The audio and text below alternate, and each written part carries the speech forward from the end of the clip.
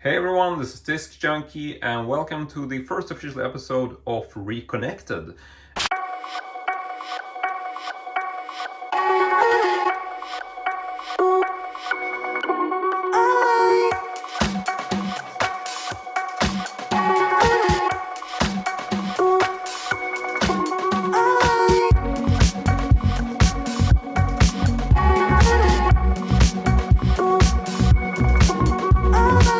And in this series, I am going to take a look at various pieces of obsolete technology that I have in my collection. This is stuff I've accumulated over many years, and it can be anything from old cameras to VCRs to what have you. The only real rule of this game is that it's something that I own and it's something that I find interesting to talk about. And to some extent, we might actually go as far as trying to make some repairs. But I guess we'll just have to wait and see where this series eventually takes us. Now, for this first episode, I am actually going to talk about a Super 8 projector, which I am really fond of. And this is the CHINON Sound DS-300. Before we talk about this machine, which was first manufactured in 1978, as far as I understand, I thought we would talk a little bit about the history of the CHINON company.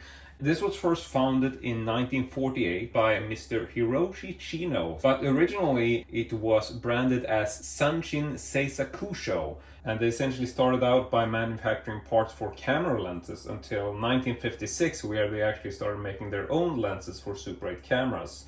In 1959, they became the first company ever to manufacture a zoom lens for an 8mm camera. And in 1962, they were renamed as Sanshin Optics Industrial. And this is also when they started making their own 8mm cameras. In 1973, they first took on the name CHINON Industries. And in 1974, they also became the first company in Japan to ever make a Super 8 camera that could record sound. Fast forward to 1997, when Eastman Kodak became a majority shareholder in the company and essentially made it a subsidiary of Kodak Japan. From there on, the company would primarily focus on manufacturing digital cameras until finally being defunct in 2004. And I would say that CHINON is generally considered as a bit of a budget brand when it comes to camera technology, but as you hear from the history, they actually have made their mark on the industry. In any case, let's just go ahead and move on to looking at the CHINON Sound DS-300. This is a projector which is really big, so I'm actually going to move in front of the lens a bit more than I usually am, and I can't really reach around to, handle this because it is ridiculously heavy. So for starters, we can just take a look at the front. You can see that you have this plastic screen, which is really unique because this is essentially something that looks like a television, but it is actually just, in terms of the technology, a regular Super 8 projector. So what happens is, if I turn this to the side, which is really tough to do, you can't understand how heavy this is. Whew, okay, so here we have the side, and as you can see, there is actually quite a bit of knobs here on the side, and we can actually go in for a detailed look at these before we proceed. And I'm just gonna go in handheld for this one. So here you essentially have the side piece, or the side view. So this is not powered up now, but here you essentially have various stages. So you have a threading stage, which is the first one. This essentially moves the film, threads it like that. You can see a little arrow. This essentially means that we're gonna have our arm at the top up here, gonna have our movie reel on here, then we're gonna have a take-up reel over here, and we're gonna thread the film down through this portion right here at the front. That is the threading area. And so that is the threading mode. Then if you just twist it one more time, you're gonna get to lighting mode, which is essentially going to power up the front light or the projector light, which makes you see something on the screen. And then if we go the other way, just turn it back, we have the reverse mode, as well as the reverse mode with the light, which means that you can actually play the movie in reverse and still see the image and get the audio in reverse as well, I think. So anyway, turn that to the stop. Then we have a focus knob in case you want to change the focus. We have a frame knob right up here, which you can hardly see, which essentially makes you move the frame slightly up and down as far as I remember. Then we have the volume knob as well as the tuning knob. Sorry if I'm obstructing the view. Here you have a middle knob, which is the volume, and then you have an exterior knob, which you can also turn, which is the sort of tone you can see right there on the little text. Then you have an earphone line out, you can see right there. You have 18 or 24 frames, so this has different modes depending on what kind of movie you are projecting or what speed you want to project at. You have an external SP4-8. I'm not really sure what that is, to be honest. Maybe somebody who's more technical can confirm that, but you do have a port there, which is complete gibberish to me. Then over here we have an AUX port, one of these old AUX styles. We have a microphone port. We also have the recording button. In case you want to record audio, you can actually do that. Then you have your sound on sound, which not really sure what that is or how it works. I assume it would have something to do with the recording function. So yeah, essentially this is just a quick look. I don't have full details. I'm just trying to sort of explain what this sort of works or how it works, even if I don't know everything myself. Now we can also just briefly remove this in case you want to see a bit more of a close-up. We're not gonna thread the movie now, but just in case you do need to see this in more detail. The film essentially moves, threads over here, goes through, goes down in front of the lens, goes through this little channel over here, threads onto this wheel, and moves up and comes out here to thread onto the take-up reel. So this is essentially it, and I just want to show that briefly. So let me just go ahead and put this back as such. There we go, make sure it clicks in. So now one more thing that we can look at while we're here is that this little latch here, which is essentially the mirror, which allows you to project on the screen from the rear. Here you can see, we can actually look inside this little window, and then you can see the screen the way it's mirrored, or you can see the back side of the screen. So this is essentially what the whole projector looks like from the inside. This is where the movie is projecting to, but you can also keep this lid or this latch open, and if you do that, then the film is essentially going to project straight out like any sort of regular projector. Then you have this just open, you can project it onto a wall or whatever. So that's essentially just a classic projection type projector. So like any kind of Super 8 projector, if you just have this lid open. But if you want to use the reverse projecting onto the screen, make it look like a small television, you just close this lid, and that is obviously the most notable feature of this, and probably why we want this kind of machine. But in any case, now we talked about this, so let's just move on. And once again, we're gonna make use of this really practical handle, which you really need, because like I said, oh Jesus, this is so ridiculously unpractical. Definitely not a TV you're gonna haul around. But here we have a look at the back. There is just a small power outlet there, and this uses the typical same kind of power cable that you see on a lot of this technology. Essentially the same kind of power cable that you will see on modern day monitors and stuff like that. I think if you have any sort of experience with vintage technology, this is definitely a cable type that you will have seen. So we're gonna hook this up in a moment, but first let's just take a brief look at the last side. So, oh my god. Whew. Okay, so last side doesn't really have anything on it. This is just a blank piece of plastic. So one more thing that we might take a look at before we proceed is actually the downside. So go ahead and flip this, and it is actually quite practical in that all the edges are very flat. You can essentially lay it on each side and it doesn't really damage it. So that is actually a practical thing when you're trying to work on this. So we're gonna get back to looking at how you actually dismantle this, because this is something that I struggled with for the longest of time. So I really hope you stick around to look at how we get into this machine in case you're interested, but we will get back to that in the last portion of the video. So for now, let's just flip this back like so, and we can also take a brief look at this top portion. Whew, okay, so just flipping this forward a little bit. Let's see if we can do this. There we go. So what I wanted to show you here is that you actually have a little lid here, which is pretty crucial to the whole construct, or well, not crucial, but it is actually practical. So this little lid actually folds up like so, and here you have a small compartment which you can keep your little manuals in, and essentially just any kind of instructions and stuff. But it also has, this has got never ends with the instructions. Here we go. So it also has this little cleaning thingamajig, which you can use. I'm not really sure what it's for, but you can actually house a take-up reel in here, which is really cool. So just looking briefly into the interior here, you can see that is one big slot to keep this take-up reel. So I'm gonna place that back. But there's actually a bit more space here, but it seems like there is a bit of a grating here, which I assume is to keep this from overheating or something, because this seems to sort of channel into the machinery. So I wouldn't keep any sort of flammables in here or anything to sort of cover this up. I think you want to keep this fairly sort of roomy and not really keep any major parts or stuff to sort of, you know, don't cram stuff in there. That's essentially what I'm trying to say.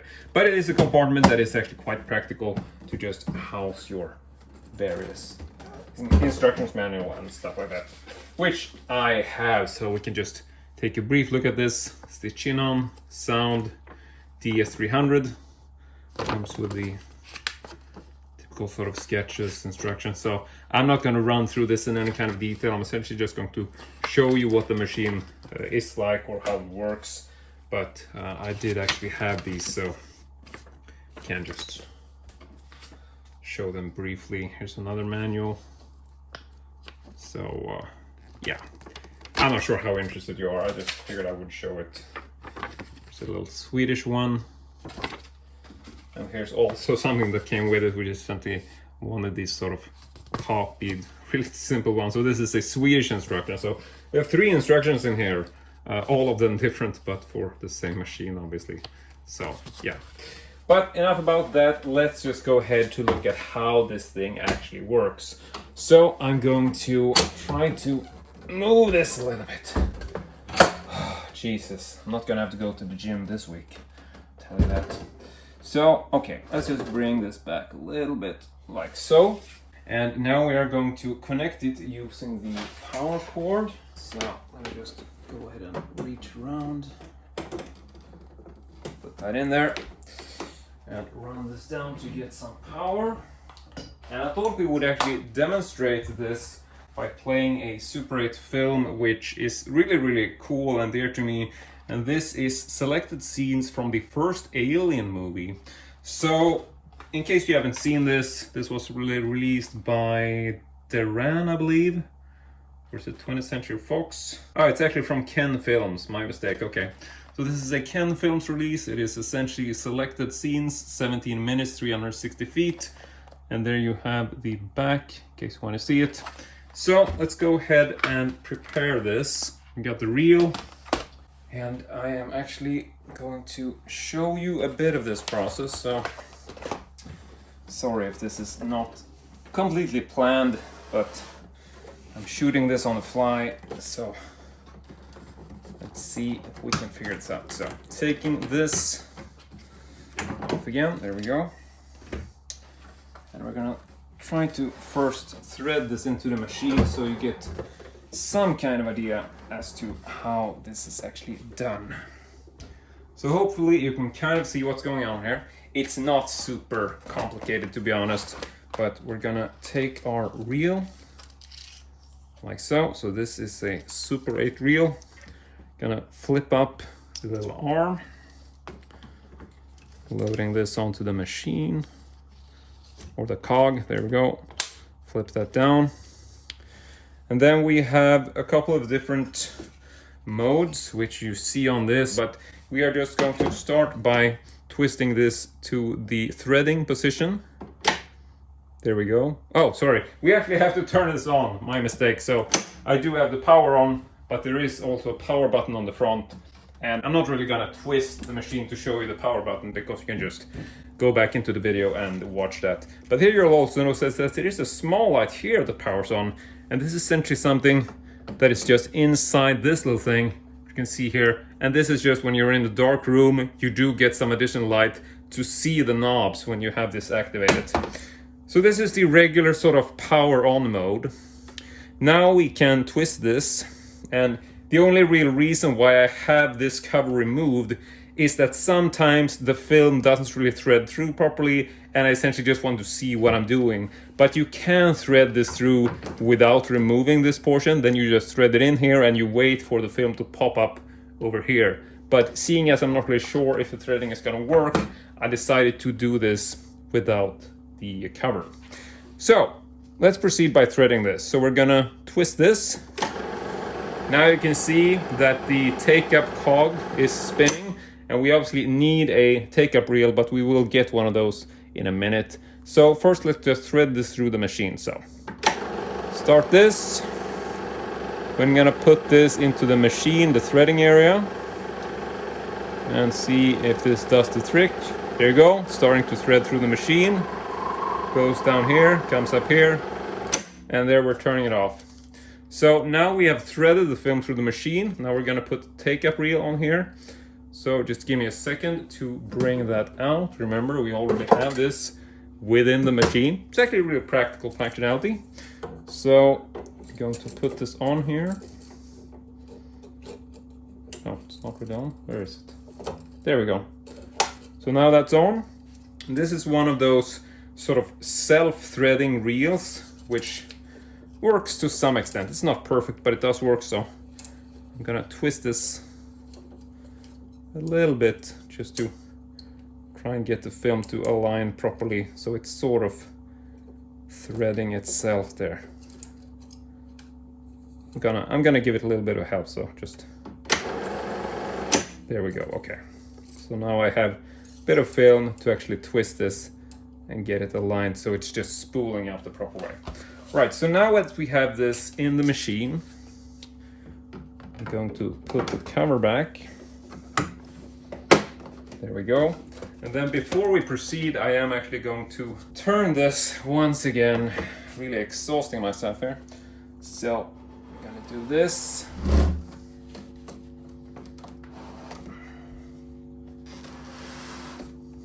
Oh, I really hope the angle is decent enough for you. Try to bring this back so you can see some of the screen. I think that's pretty good. Not the best positioning maybe, because I am getting some light and some reflection on here, but I think it's gonna be probably decent enough, I think. So let's just go ahead and do this. All right, so we've threaded this into the machine. Now we're gonna move it into threading mode and then moving over to light mode. Now I have actually, let's see if we have the volume, just gonna turn this up a little bit so we can see a little bit of this movie. So let's go ahead and turn this on. There we go.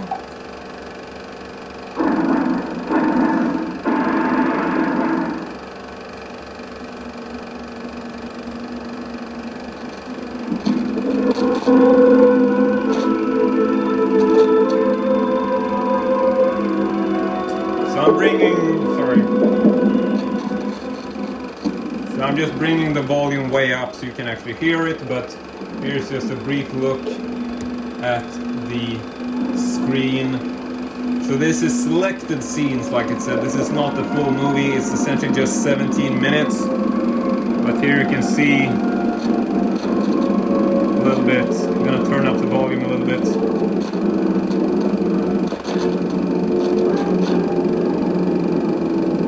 So here we have the Nostromo flying overhead. Here are some interior shots. So I'm just gonna talk over the screen a little bit, and maybe we can actually, I don't know if we should turn this, but I don't think that's gonna help the image too much. Yeah. So we do have like the focus knob and everything like that, so we can essentially turn this in case we want to change the focus. Here you can see, just thank you. Trying to bring everything in as sharp as possible.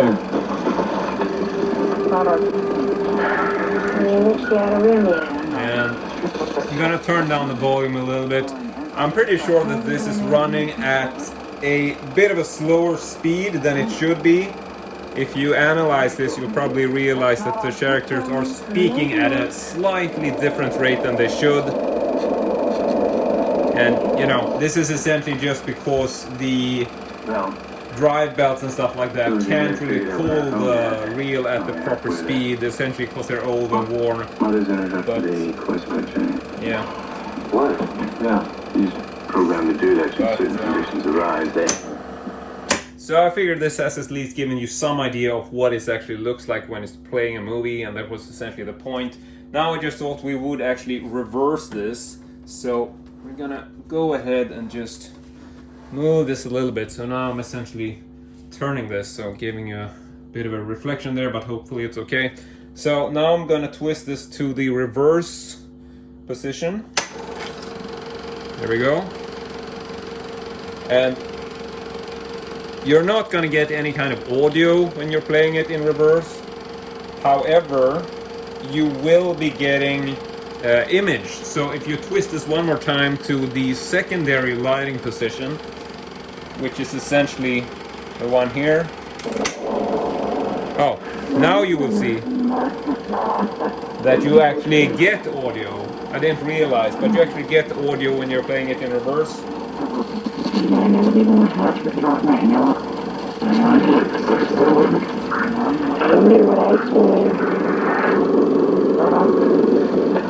So, yeah.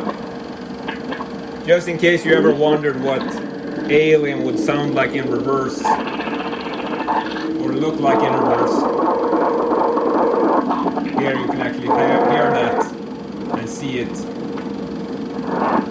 So yeah, quite a bizarre and a freaky machine, especially in this mode, but yeah, this is really sort of getting to my ears, so I think we actually might have audio even in the reverse position. So this is obviously playing at the normal speed. This is the same speed, just bringing the volume down a little bit so I don't have to shout. So yeah, this is essentially playing in the same speed as a regular playback, except that we're playing it in reverse. Now the only real reason why you would have to do that is if you pause in the middle of the movie and you want to rewind it. If you play it all the way through, then you can essentially thread the movie different way. And just to show you briefly, if you play it all the way through, then you would obviously take the film, rethread it just outside of this, and be able to just reverse it at a much higher speed. But seeing as we are pausing this, you know, halfway through the movie, I'm not really gonna have that option because it's already threaded through the machine. So yeah, I'm pretty sure this is gonna come through. Should be ending right about now. I'm just gonna be here. There we go. Now it's in the machine. It's looping back up. And there we go. So let's just go ahead and stop this. All right. So now that we've tested this with an actual film, we've seen what it looks like, I thought we would actually take a brief look inside the machine to show you just how you open this up and how you may be able to access some of these areas in case you want to do some repairs on it. Because like I said, believe it or not, this is an absolutely mind-boggling machine to dismantle if you don't know what you're doing. Now I'm going to take the take-up reel and the movie away because I don't want these rattling around the machine.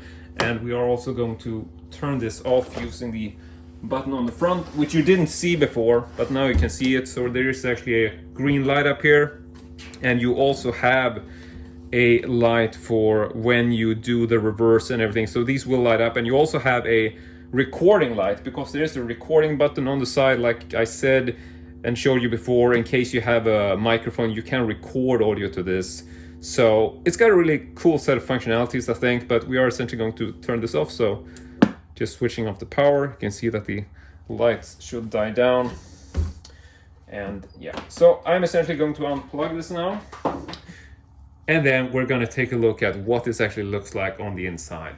Now, in order to access this, you don't really need that many tools. You essentially just need your typical Phillips head screwdriver, And I'm not really sure if this is the exactly proper size, but you're gonna have to test this out yourself. I did also bring in one of these flat-headed screwdrivers, and I'm gonna show you why. Just to show you, there is actually a portion on the back. Jesus Christ. Whew. Okay. So right on the back, you do have this little lid. This is essentially some of the few screws that you see. Now, you can remove this hatch and you can essentially access one small drive belt from there, or you can at least see it. You don't have to do anything about these two, because the only thing that these two bolts do is that they hold the glass in the middle. So that is essentially pointless to remove in case you want to access something by the glass. But the easiest thing to do here is essentially to remove this one screw at the bottom. There you go. So this actually falls right out. But here you can see one of the few belts that you can access from this area. I'm not really sure what this is called, but this is one point of access, and this also means that you can change the voltage in case you want to. But I also think that you technically don't need to remove this. I'm gonna keep this removed now, but I don't think you have to do this for this next portion. So let's just go ahead and move that to the side, because this is sort of where I started out. I removed this, I removed all kinds of bolts, but this is essentially the part that we're trying to access. All the machinery is essentially positioned in this part of the machine. So I was trying to access that, and I couldn't figure out what to do. But the problem, and the only piece that I sort of didn't realize was making or holding this machine together, is actually at the top. And you probably haven't even noticed this. But right here at the top, I forget if we talked about it, there is a piece which looks like it's part of the machine. But there's actually a seam here. So if you have a flat-headed screwdriver and you pry at this, you will realize that this is essentially a loose piece. Now I've taken this off several times, but it used to be glued down. So in the beginning, I was trying to remove this, but I couldn't, because I couldn't find these access points. Because right here, you have 4 screws, which you need to remove in order to dismantle this machine. And what's interesting is that when you remove these, you will see that you have these slits right up here. And these slits actually serve a purpose, because when you pull up the handle, you are essentially carrying the entire weight of everything within the machine, and especially the weight of the entire machinery portion. So this is the reason why you want to be able to remove this thing, because when you remove this, this allows you to lift the whole machinery portion and essentially pull it out using these slits. We're going to show you just how this is done. But to begin with, let's just go ahead and take this little piece out of the way. And we're going to start by removing a few bolts under the machine. And these are, let's see. Whew, there we go, okay. These are also hidden. There's essentially 4 bolts here, which are the primary bolts in order to access the interior of the machine. And so for starters, you're gonna need to pry out these little rubbery feet. So you see, it's not even the bolts that are showing, that's the thing. Here, if you remove these, there is essentially a hole underneath each one, which has a set of screws. So I'm just gonna fast forward this portion. And I'm actually going to change my story here, because I realized that you don't have to remove these two. There's essentially nothing under these. And I was really confused because trying to pull these loose and they kept breaking on me, but that's because I've never actually removed these before. So my mistake, you only have to remove these 2 feet. There is essentially nothing under these 2, which would make sense if I was turning my brain on, because this is the portion, this is the part of the machine that we are trying to dismantle. So you only have to remove these 2 feet, and then you'll find 2 regular Phillips head bolts underneath. Now, I do believe that there is one more bolt here that we have to remove. I'm just trying to remember which one it is. I am pretty sure, 99%, that it's this one, because that seems like the most sort of logically positioned, because this one doesn't actually have a bolt. If it did, you might be having to remove that. I'm not really sure, but we are going to remove this one. I don't know if this is needed. Might be. Okay, might be mistaken. Maybe that doesn't need removal, but I did remove it.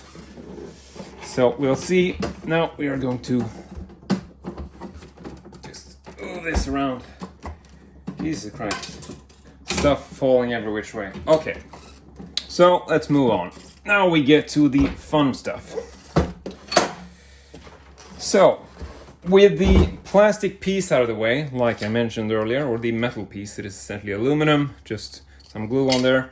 Now we can access the bolts on top, so I am going to do that. Let's see. And I'm pretty sure you have to remove all of these, if I remember correctly.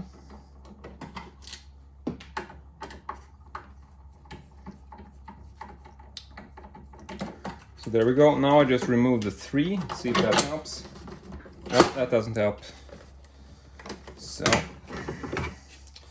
even though I've done this like a million times, I keep forgetting which ones it is. So, yeah, I'm pretty sure we have to remove that. But let's see if there's anything else. Let's see, what is it? I know we have one bolt over here. These are positioned in the weirdest places. Okay, so there's essentially 2 bolts, which are really, really small and kind of hard to make out. I'm gonna try to show them to you. So you essentially have 2 bolts, one there. See that little metal piece right there? And then one right there. You can see that you have a small sort of opening here that you can put a screwdriver in.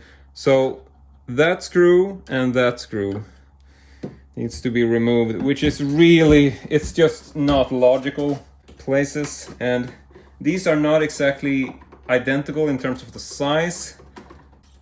Okay, maybe that one doesn't work. So I'm just gonna switch over to a smaller one. See if that works. Yeah, that was a lot easier to work with. Like I said, we're going to be really careful here because it's quite easy to accidentally have these fall into the machine. Look at that. That is a very, very small screw. So yeah, just try to keep track of what's what, but most of it is pretty logical. The screws that you have on the underside are one size.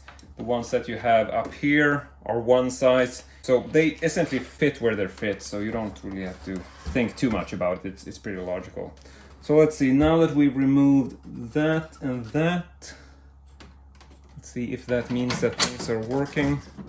No, now you can see it's getting there. It's starting to open up right here, but we still have this bolt over here, so let's get that out of the way. I'm pretty sure that is the last one, if I remember, so. Hoping I remembered everything. So now that we got those 4 out of the way, those 2 out of the way, and the ones that I showed you on the underside, let's see if this works. Yeah, okay, so this is essentially it.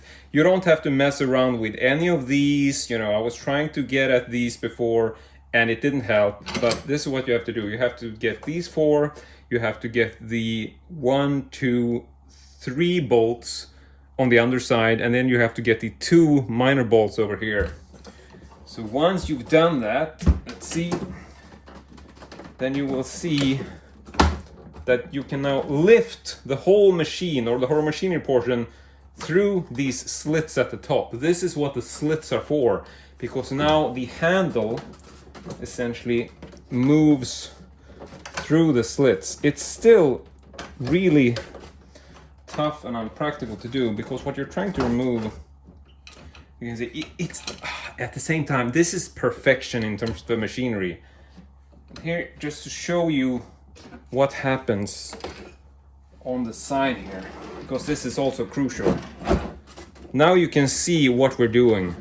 We're removing this whole portion. This is one big piece, which was really hard to realize when I was first looking at this and, you know, not having any instructions. So you have to carefully just pull this pretty much straight out. But you want to be extra careful because right down here, it's really hard to show you. Right down here there are some wires which you really don't want to sort of clip. So I would angle this a little bit as you remove it. Just gently pulling this out. I'm actually going to go in handheld here for a moment just to be able to provide you with as detailed look on this as possible. So when I first got this, I realized that the cogs, this is the arm that you had showed you before, these cogs on the reverse side here, or the whatever you call them, the cogs, I think this is it with the little thing where you place the reels. I realized that those weren't actually moving when I first got this. And then I opened this up and I was looking at it and I was trying to figure out like what the hell is going on. And then I realized that my problem was that these little these little cogs here, or the wheels here, they were not touching. Essentially this wheel was not connecting to the other ones, and I was trying to understand like what the hell's going on, because you see here there's actually a space. You can see that, this doesn't even touch. So this wheel was essentially sitting right in between. It wasn't reaching this wheel. It wasn't reaching the smaller wheel either. And I was really confused by this because I'm figuring out like, how did this happen? I was noticing there was a missing bolt there. And I was just thinking like, okay, maybe there's a bolt loose and this has dislodged things. But then when I started just moving this around, trying to reposition this at the proper place, I realized that this particular wheel is actually on an axle. So this can actually move to either turn the top wheel or the bottom wheel. It's sort of hard to do, but you can see that you have a small arm here. So this one does actually move into two positions.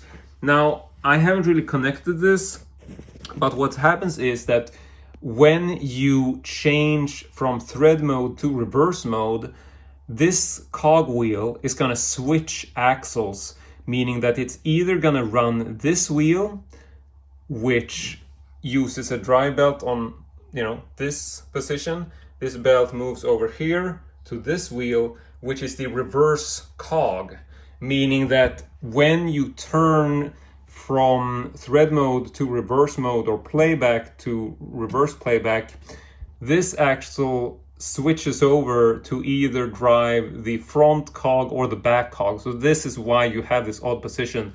And so what happened was, then I actually opened it up, I started moving this wheel around. I realized that the only thing that had happened, which is why this wasn't working, was that all of this old gunk and stuff that's trying to keep everything in place, this had just gotten dried over the years, which meant that this wasn't moving as it should.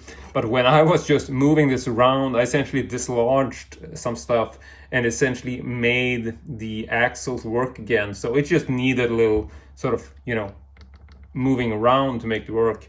So that's just a tip for you in case you have your cogs not moving. Just open this up, try to maybe get some grease in here and see that this wheel or this cog is moving back and forth on the axle. So you might have to just adjust some of these bolts to see that it's not too tight or whatever, but it's quite easy for this to just get dried up with the years, and that makes it stick. So I didn't really have to use any grease. I just moved this around, sort of shaked it a little bit, and then it just got loose and everything works perfectly. So aside from this, I don't really know too much details about the machine. I'm not a gearhead or whatever you want to call it, so I'm not really sure what all of these portions are. I'm not super sort of caught up on electrics, but I did still want to show you what the machine looks like on the inside in case you're trying to get access, trying to figure out what to do. This is definitely the easiest approach in terms of getting into the machine. And here you can also see a little bit of the other interior. I can't really show you, but on the inside, if you check the top, like this whole portion here is pretty much empty. You see this diagonal line here. This is because you have a bigger mirror on this portion, and this is what the film projects on. Now I am going to close this up and we are just going to get everything back in place, but I'm not gonna keep you running on this film while I put everything back, so just give me a moment to do that. And so now that we've reversed engineered everything back together where it's supposed to be, I guess there's not much else to say, aside from the fact that this has been the first episode of Reconnected. I really hope you enjoyed this. If you have any particular thoughts on what kind of machine you would like to see from my collection, in case you know that I have something that you would like a close look at, do comment and let me know what you think. So with that, I want to say thank you very much for watching. Really hope you enjoyed it, and as usual, hope to see you all next time.